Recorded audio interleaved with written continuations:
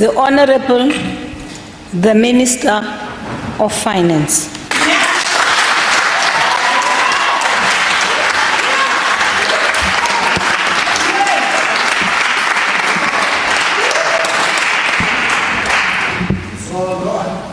Honorable Speaker, His Excellency, the President of the Republic of South Africa, Mr. Cyril Ramaphosa, His Excellency, the Deputy President, Mr. David Mabuza, Cabinet colleagues, members of the Executive Committee for Finance in the provinces. I have got the honor of having a guest, the Minister of Finance of the Democratic Republic of Congo, who is around us today.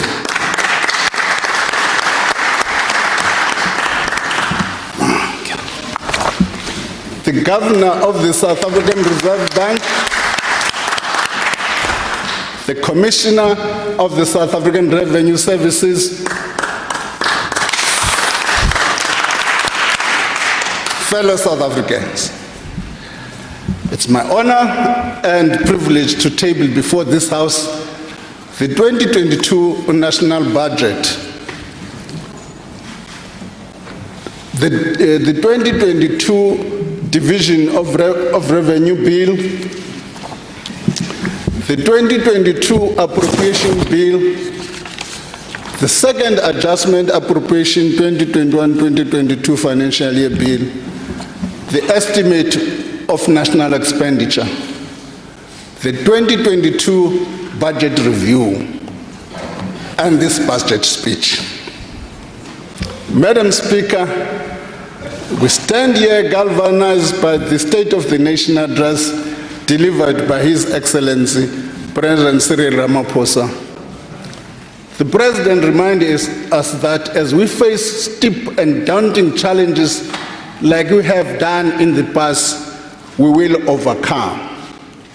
To do so, we need to strike a critical balance between saving lives and livelihoods while supporting inclusive growth.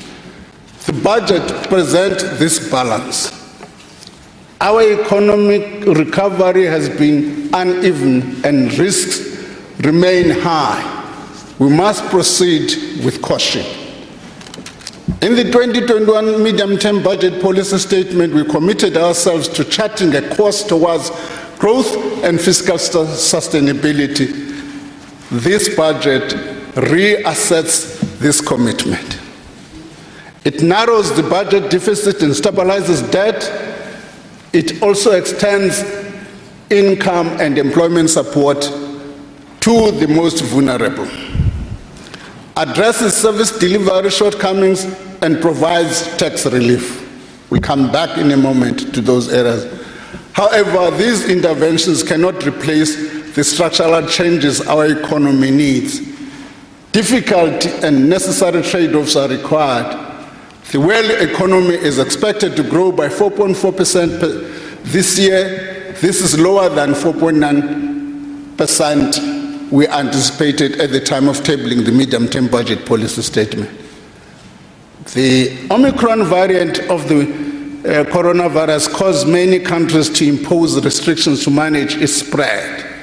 In addition, continued imbalances in global value chains have limited pace of the world economic recovery. The South African economy has not been insulated from these global developments.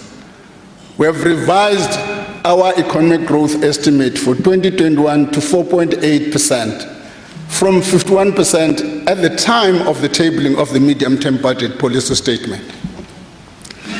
This revision reflects, Madam Speaker, a combination of the impact of changes in the global environment along with our own unique challenges. Commodity prices, which have supported our economic recovery, slowed in the second half of 2021. Also, violent unrest in July and restrictions imposed to manage the third wave of COVID-19 further eroded the gains we made in the first half of the year. Industrial action in the manufacturing sector, particularly the steel sector. Also, the re-emergence of load shedding also slowed the pace of recovery. The real GDP growth of 2.1% is projected for the 2022, which is an upward revision from what we said at the time of the medium-term budget policy statement. Over the next 3 years, GDP growth is expected to average about 1.8%. Tax collections since the time of the medium-term budget policy statement have been much stronger than expected. We now estimate revenue for 2021-22 to be 1.55 trillion. This is 62 billion higher than our estimate from the 4 months ago, and 182 billion higher than the estimate from the last year's budget.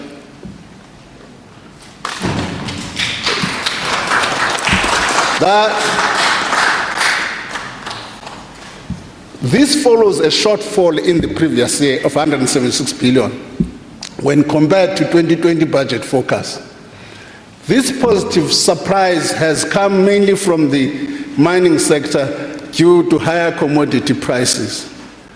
The improved revenue performance is not a reflection of an improvement in the capacity of our economy. As such, we cannot plan permanent expenditures on the basis of short-term increases in commodity prices. To be clear, any permanent increases in spending should be financed in a way that does not worsen the fiscal deficit. We have also seen higher revenues from other sectors and other tax instruments, such as personal income tax and value-added tax.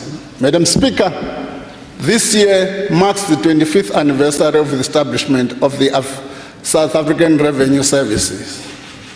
SARS plays a vital role in the economy, and we congratulate them on this momentous occasion.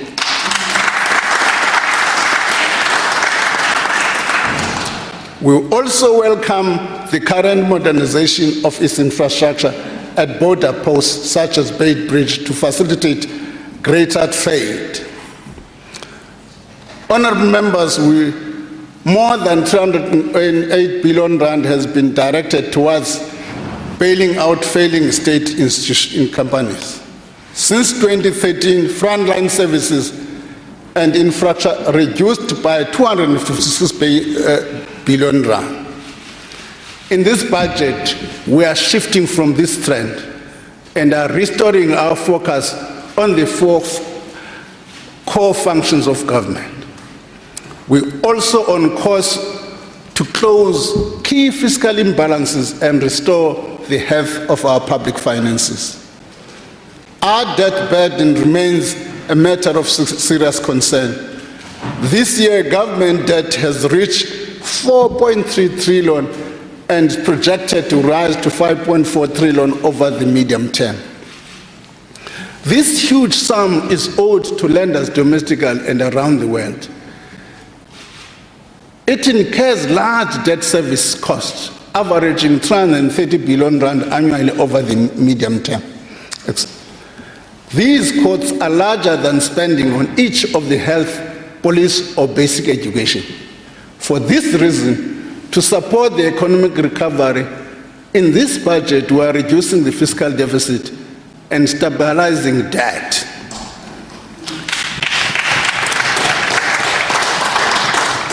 The consolidated budget deficit is projected to narrow from 5.7% of GDP in the fiscal year 2021 to 2022 to 4.2% of GDP by 24-25.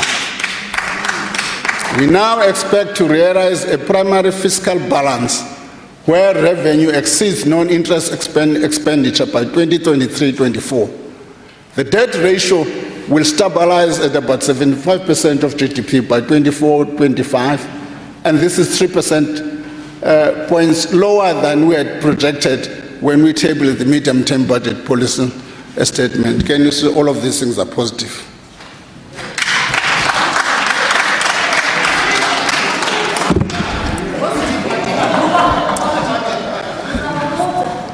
This is also the first time since 2015 that we are reducing the borrowing requirement using some of the extra revenue we have collected. The borrowing requirements decreased by 135.8 billion this year, and a total of 1.5 billion over the next 2 years. Though this fiscal outlook has improved, it is subject to significant risk. These include, amongst others, slow global and domestic economic growth, calls for permanent increase in social spending that exceeds available resources, pressures from public service wage bill, and continued request for financial support from financial distressed state-owned enterprises. We need to stay vigilant and mitigate the risk where possible. In the upcoming period, we'll do more to work to strengthen fiscal anchors. We'll also reduce the continual demands on South Africa's limited public resources from state-owned companies. For this reason, state-owned companies need to develop and implement sustainable turnaround plans. The future of state-owned companies is under consideration by the Presidential State-Owned Enterprise Council. Their future will be informed by the value they create and whether they can be run as sustainable entities without bailouts from the fiscals. Some state-owned companies will be retained while others will be rationalized or consolidated. To reduce this continued demands on South Africa's public resources, the National Treasury will outline the criteria for government funding of state-owned companies during the upcoming financial year. Tough love.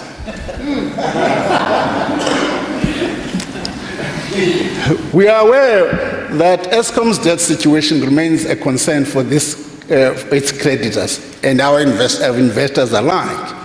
It's a major concern. Government continues to support Eskom to remain financially sustainable during this transition. To date, Eskom has been provided with 136 billion to pay off its debt, with a further 88 billion rand until 2025-26.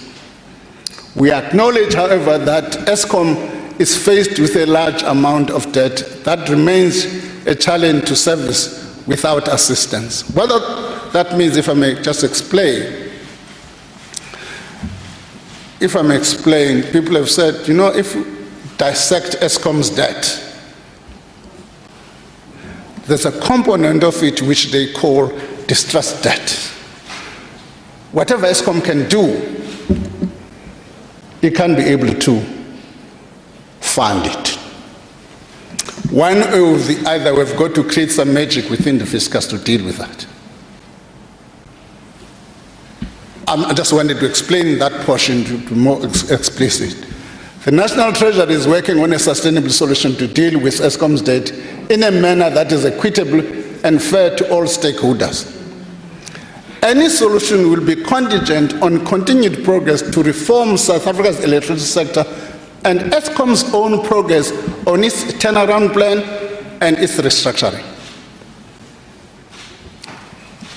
We expect Eskom to take further steps towards cost containment, conclude the sale of assets, and implement operational improvement to enhance the reliability of electricity supply.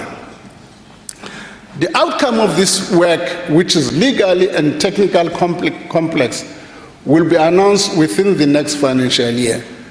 Madam Speaker, we have taken action to reform the electricity sector. This encompasses the lifting of restoration threshold for embedded generation to 100 megawatts.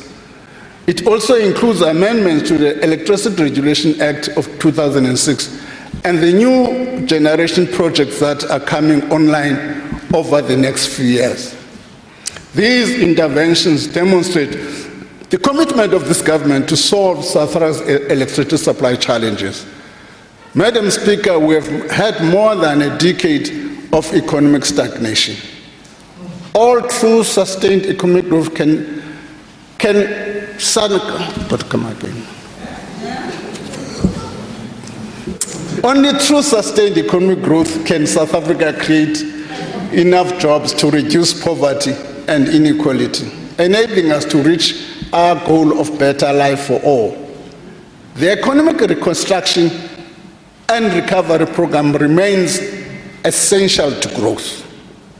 We are accelerating implementation of critical structural reforms contained in the economic recovery and reconstruction program, particularly electricity, rail, ports, telecommunication. To complement these interventions, Madam Speaker, we will accelerate infrastructure investment, which is a backbone of a thriving economy. The National Treasury will be implementing the results of recently completed review of the public-private partnership framework. We aim to create centers of excellence for PPPs and other blended finance projects. The Center of Excellence will be established with direct treasury oversight. It will be a direct interface with private financial institutions for investment in critical government infrastructure programs. We will also work with other national departments in the provinces of the Eastern Cape and Northern Cape to pilot a revised approach to infrastructure delivery. If I may pause here, you will recall this is a message which came in the State of the Nation address. And we're following through on that message and giving content to it. This approach will include innovative financing and delivery mechanisms as announced by the President in the State of the Nation address. Regarding the Mzimvubu Dam, we are at an advanced stage of resolving the project's issues. We will make further announcements on this in the medium-term budget policy statement. In October, I'll table amendments through the 2022 Division of Revenue Amendment Bill to enable provinces to pledge their infrastructure grants to leverage more financing to fast-track the rollout of infrastructure. Mr. President, in the State of the Nation address, you spoke about the importance of catalytic and blended finance projects. These projects have the potential to crowd in private investors for bulk infrastructure. As we upgrade roads, bridges, water, sewer transport, schools, infrastructure, hospitals and clinics, the aim is to unlock higher levels of employment for those involved in projects.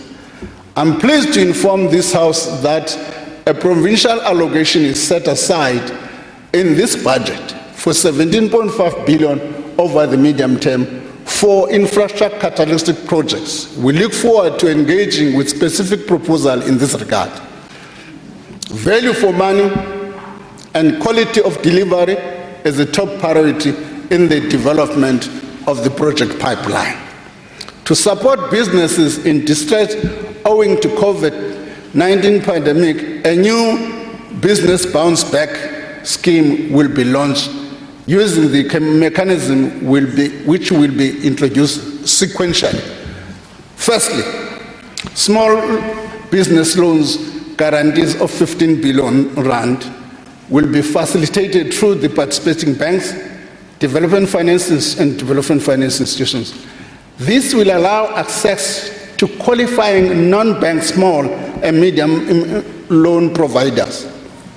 Government will partner with loan providers by underwriting the first 20% of loss for banks and other eligible small and medium loan providers. The eligibility criteria, including the requirement for collateral, has been loosened. This mechanism will be launched and operational next month. Secondly, by April this year, we will intend to introduce a business equity link loan guarantee support scheme. We intend to bring the total support package through the bounce back scheme to 20 billion rand. The equity support mechanism of this scheme will be facilitated through the DFIs. It will also be available to qualifying non-bank small and medium finance providers. Details of the terms of the equity link guarantee mechanism will be provided soon.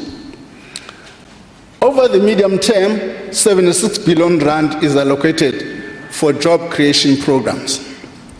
In this budget, additional 18.4 billion is made available for the Presidential Employment Initiative. Madam Speaker, we do not aspire to be below 2% growth economy. We are capable of much more. In this regard, we are refining proposal for an expanded reform agenda to shift our economy towards a higher growth trajectory. In this budget, we are taking steps to support education, health, the fight against crime and corruption, and to improve capital investment, among others. Over the next 3 years, we allocate 3.3 trillion to the social wage to support vulnerable and low-income households. This is approximately 60% of the non-interest spending. We have prioritized spending on the following key areas. In 2017, government announced a policy for free higher education. We are announcing an additional allocation of 32 billion rand for financial support to current bursary holders and first-year students under the National Education Finance Aid Scheme. Any further shortfalls will be funded from within the baseline of the Department of Education. Madam Speaker, at the height of the COVID-19, our teachers had to make tremendous sacrifices to ensure that our children get educated. Equally, our healthcare workers were among those that were the last and only line of defense against the pandemic. In this budget, we are adding 24.6 billion for provincial education department to address the shortfalls in the compensation of teachers. An additional 15.6 billion is allocated to provincial health departments to support their continued response to COVID-19 and to bridge shortfalls in essential goods and services. 3.3 billion is allocated to absorb medical interns and community service doctors. 87.7 billion is added to the police budget. The department is allocated 1 billion to implement personnel reforms, and another 800 million may be available in the following year, subject to satisfactory progress. That's the Department of Defense. We are also strengthening the resources of the justice system and our courts. In this regard, the budget of the Department of Justice and Constitutional Development is increased by 1.1 billion, while the Office of the Chief Justice received an additional 39.9 million. The South African National Road Agency receives an additional 9.9 billion for maintaining the non-toll road network. Over and above this, the budget facility for infrastructure has approved funding for several water projects. 2.1 billion is allocated for raising the wall of the Klein Willem Dam. The Lipile water border is allocated 1.4 billion for the Olifantsfontein Ebenezer plants. The Umgeni Water Board is allocated 813 million for the Lower Umkomazi water supply scheme. I'm pleased to announce that the project to maintain 6 border posts, including Bait Bridge, is at an advanced stage of preparation. Feasibility studies have been completed, and a request for proposal will be issued in March 2022. Madam Speaker, we watch in outrage and sadness as flames devour the buildings in which our Constitution was born. I'm gratified to learn of the enthusiasm of South Africans who want to be part of rebuilding Parliament. I'm looking forward to truly a national effort for this. The Department of Social Development will receive the largest allocation of 58.6 billion over the medium term for the following. First, to initiate a new extended child support grant for double orphans, This is to encourage the care of orphans within families rather than foster care. Second, to provide inflationary increases to permanent social grants. For 2022-23 fiscal year, the old age, war veterans, disability and care dependence grants will increase by 90 rand in October. The foster care and child support grants will increase by a once-off 20 rand in April. Thirdly, 44 billion rand is allocated for a 12-month extension of the 350 social relief grant, total distress grant.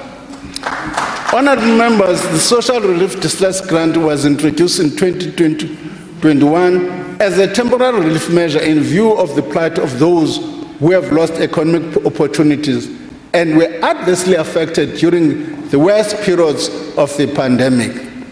These emergency grants added to the country's already extensive social safety net. South Africa now pays grants to more than 46% of the population. Finally, the 2022-23 contingency reserve is increased by a 5 billion rand.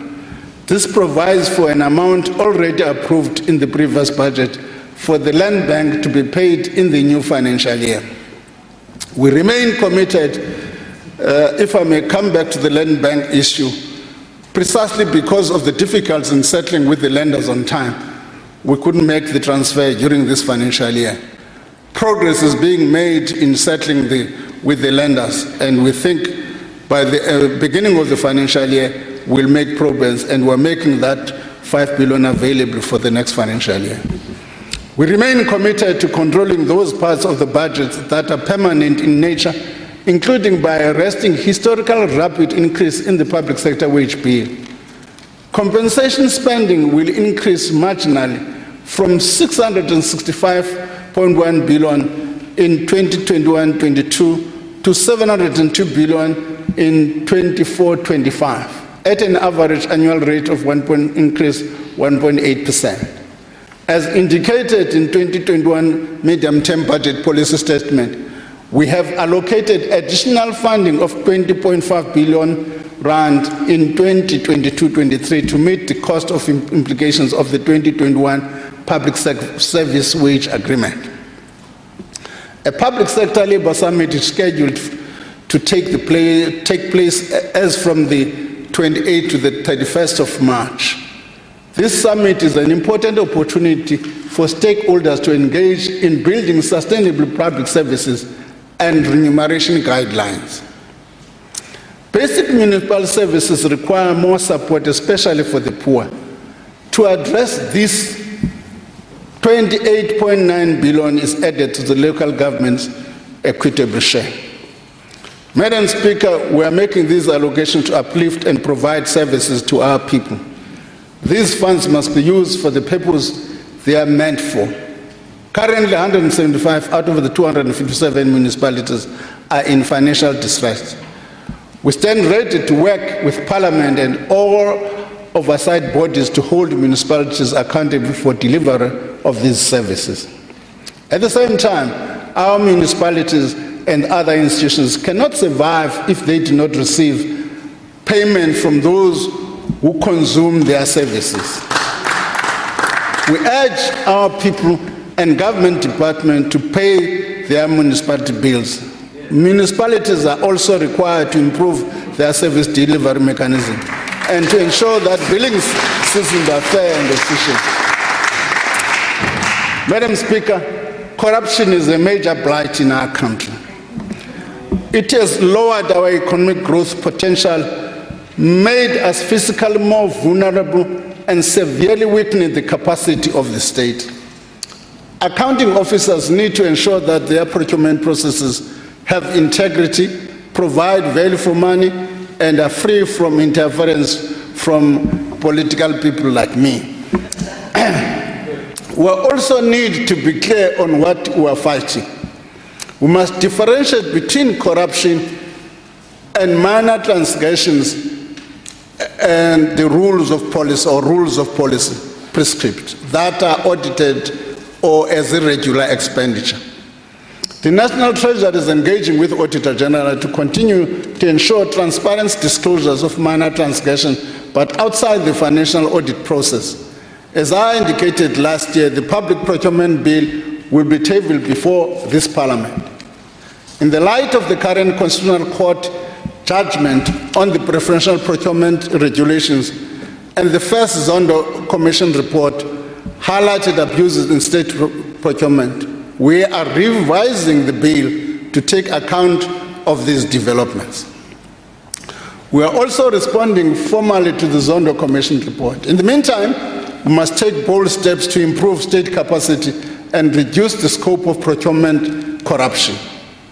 Working with SARS, the Investigative Directorate in the Office of National Director of Public Prosecution has brought charges against company director and a Gupta associate involved in the corrupt Estina dairy project. This is on charges of fraudulent VAT refund claims under declaration of plant and equipment expenses, exchange control violations. SARS is also recovering the fraudulent refunds that were claimed. We are also dealing with illicit trade. Just yesterday, SARS conducted a search and seizure operation. This operation uncovered another consignment of illegal tobacco products, bringing in the total of value of illicit tobacco seized during the pandemic to over 350 million. Overall, SARS has raised assessment of 18 billion additional duties, cancelled the trading licenses of 3 operators, liquidated 1 operator, and referred 18 cases for criminal prosecution. Finally, we are addressing the weaknesses in fighting fraud and money laundering identified in our recent mutual evaluation or our anti-monetary laundering system by what is called the Financial Action Task Force, what is called FACT. Madam Speaker, households and businesses are still under financial... No, it's how it is spelled.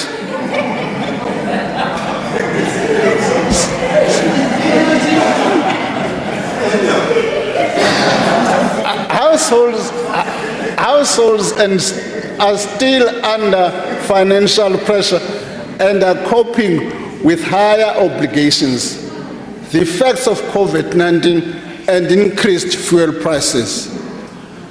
Now is not the time to increase taxes and put the recovery at risk.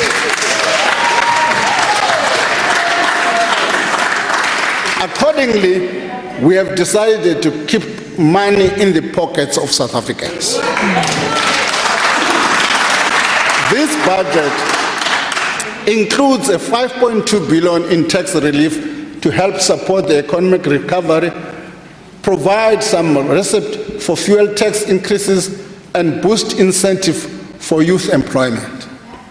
Madam Speaker, our tax proposal for 2022-23 are as follows.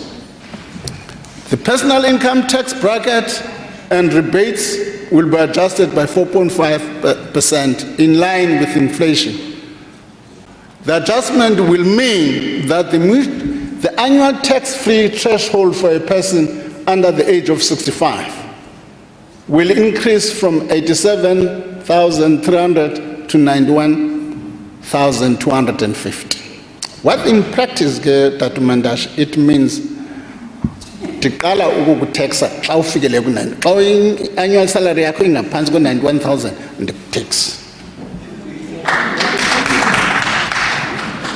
Tsho loo nto ke mntana. Yena zamteka. Medical tax credits will increase from 332 to 347 rand per month for first 2 members, and from 224 to 234 per month for additional members. The employment tax incentives will be expanded through a 50% increase in the maximum monthly value to 1,500. I encourage small and medium firms to take up this incentive. We anticipate that the expansion will provide additional support worth of 2.2 billion rand. In 2021, the inland petrol price breached 20 rand per litre. The high price has put pressure on the cost of transport, food and other goods and services. To provide some relief to households, no increases will be made to this general fuel levy and petrol diesel for the 2023. This will provide a tax relief of 3.5%. A good limit in speech. Never want the generous.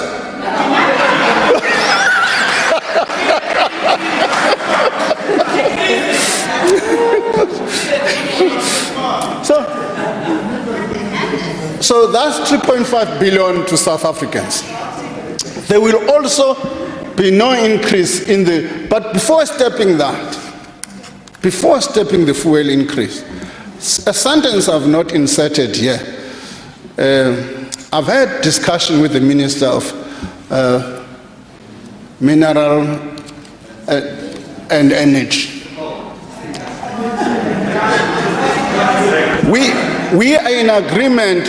We've set up teams. The intention is to review the fuel price, its structure moving forward. Because the intention is to make sure that we can have a petrol price which is competitive for this economy. So our teams will make this and will make the announcement in due course. There will also be no increases in the road accident fund. No increase again.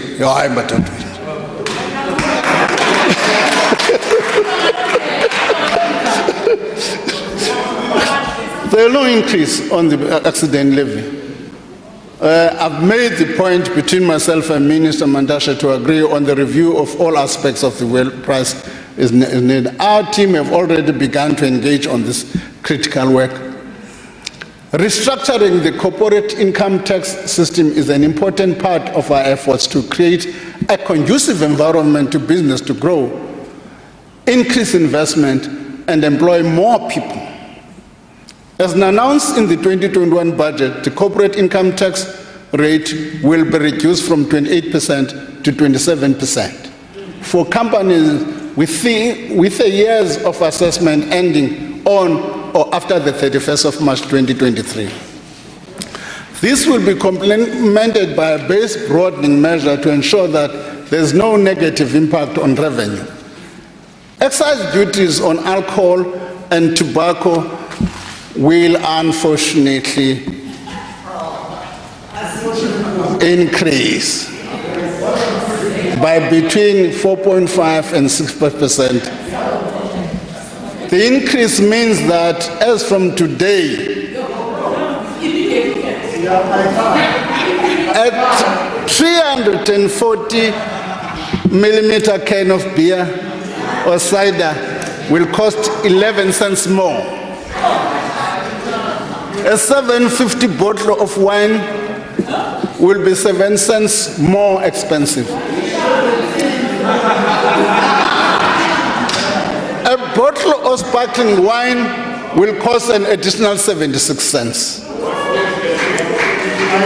A bottle of spirit, whiskey, the 4.83 cents. A packet of cigarettes will cost an additional 1 rand 3 cents. 25 grams of puffed tobacco will cost an extra 37 cents.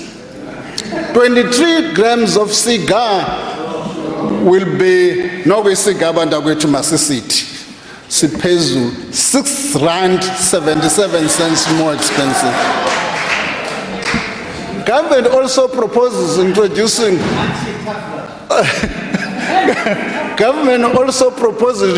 a new tax on vaping products of at least 290 per milliliter from 1st of January 2023. The rationale for that is not part of the tax system now. We've got to go through the processes required by law of consultations and all of the. I would have preferred to introduce it today. A new tax will also be introduced on beer powders. After 3 years of no changes, the health promotion levy will be increased by R2.31 per gram of sugar. Madam Speaker, the structure of the economy will need to change to adapt to the needs of addressing climate change. As we reduce emissions, communities must not be left behind as production shifts to greener solutions. There are opportunities to access international finance to help pay for this just transition. The National Treasury is working with the new head of Presidential Climate Finance Task Scheme on accessing these resources. Khona abantu abathi manibe transparent so early. I don't know nzaba transparent ngoba ikafika imali bathi manibe transparent before ndiyifumana. I don't know how does that work. The carbon tax is the main mechanism to ensure that we lower our greenhouse emissions. The carbon tax rate will increase from 134 to 144 rand, effective from the 1st of January 2022. As required by legislation, the carbon fuel levy will increase by 1 cent to 9 cents per litre for petrol and 10 cents per litre for diesel from 6th of April 2022. The first phase of the carbon tax with substantial allowances and electricity price neutrality will be extended to 31st December 2025. However, in line with our commitments at COP26, the carbon tax rate will be progressively increased every year to reach $20 per ton. In the second phase, from 2026 onwards, the carbon tax rate will have larger annual increase to reach at least $30 by 2030, and the allowance will rapidly fall away.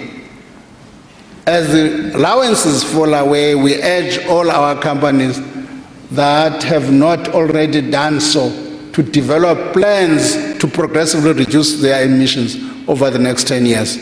Otherwise, they will face not only my tax, but have difficulty in exports. Our exporters will face overseas border taxes for carbon-intensive goods such as iron ore and steel, which will reduce their competitiveness.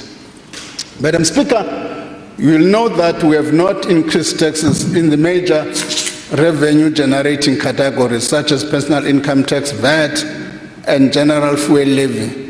We have reduced the corporate tax rate and broadened the tax base. However, let me restate my earlier caution that if there are permanent expenditure increases in the coming years, we have no choice but to revisit.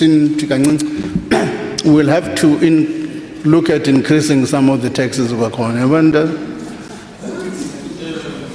Madam Speaker, in these trying times, and without compromising our ability to collect revenue, we've managed through these tax proposals to keep money in the pockets of South Africans and to create conditions for greater investment in the economy. Just before declaring the retirement, somebody will say, oh, you said you've got 182 billion rand last year. You were transparent, you ain't Nikumba ntending ani tax tisebenza yona la mali. That's why we're not increasing taxes. We can't say when you get such big amounts of money and so on, and we're transferring that and putting money into your pockets. That's what we have done. Transparent. Then also fundani budget review helps you on tax 1 chapter 4, on debt chapter 7. So let me go.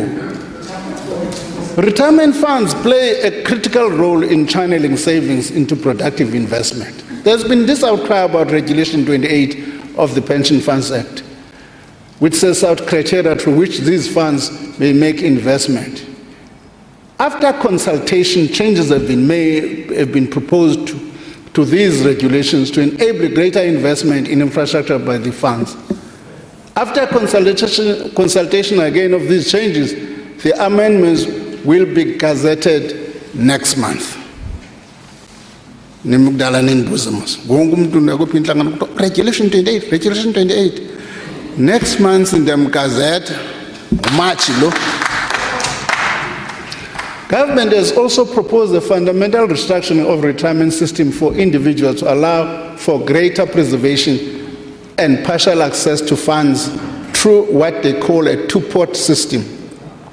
Part of this proposal includes the possibility of short-term access, which would be depend on the approval by trustees of each fund. Let me just explain this thing.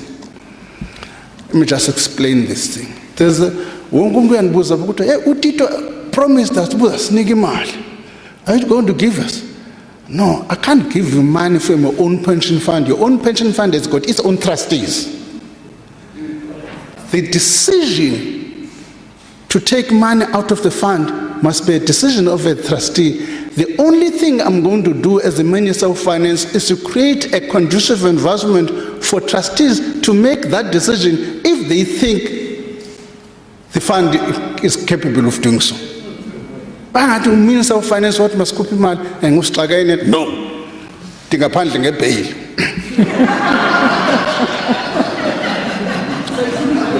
No. Your trustees must make the decision. I will make the law which make it possible for the trustees to make the decision, not me. Consultations are proceeding following the release of the discussion paper last year, and the draft legislation on these amendments will be published for comment in the middle of the year. In conclusion, I would like to reiterate our commitment to reconstruction and recovery of our economy, saving lives and restoring livelihoods, as well as securing a long-term prosperity of our nation. It is often said that I believe that this applies to circumstances under which we deliver this budget. You won't realize the distance we have walked until you look around and realize how far you have been. We have been on this journey for a long time, and we are still having long distances to walk before reaching our goal. Madam Speaker, I take this opportunity to thank the President and Deputy President for their leadership and guidance.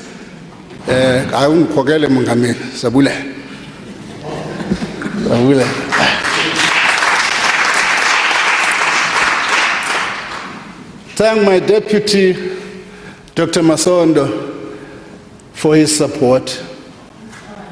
The Treasury team, led by the Director General, who is finishing 23 years this year, Dondo.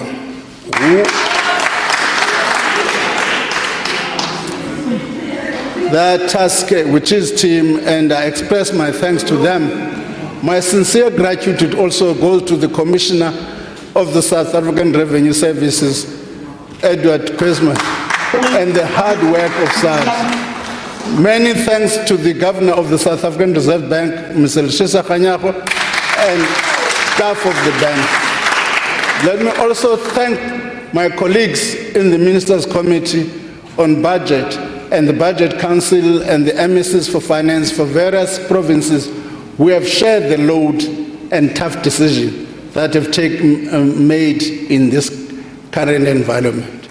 Similarly, my parliamentary committee members of Finance and Appropriation, I express my sincere appreciation. Even when I mess up, they always call me and bring me to light. Finally, we tribute to millions of South Africans who have resilience and courage during these times of pandemic and economic hardship, and is an inspiration for all of us. No, andikwazi ungabuleli family yami nonkosikazi wami lunixebisa kahle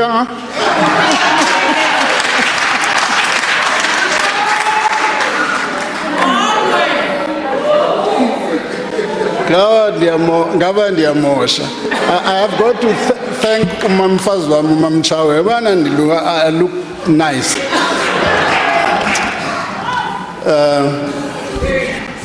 With those few words, Madam Speaker, lega chalbong itwana ya ishinda. Thank you very much.